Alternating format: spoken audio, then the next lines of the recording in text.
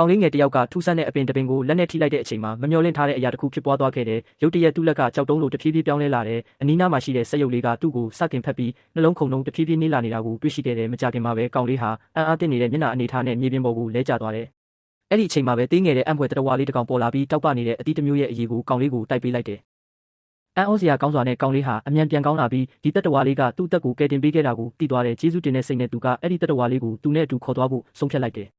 ဒါပေမဲ့နောက်တစ်နေ့မှာတော့ပြင်းထန်တဲ့မိုးတိမုန်တိုင်းကြီးဝင်ရောက်လာခဲ့တယ်။စက်ရုပ်ကကာကွယ်ရေးစနစ်ကိုချက်ချင်းဖွင့်လိုက်ပေမဲ့မုန်တိုင်းရဲ့အားပြင်းမှုကြောင့်ဘက်ထရီအားအလွန်မြန်ကုန်ဆုံးသွားခဲ့တယ်။မုန်တိုင်းပြီးသွားတဲ့အခါစက်ရုပ်ကလုံးဝပိတ်သွားခဲ့တယ်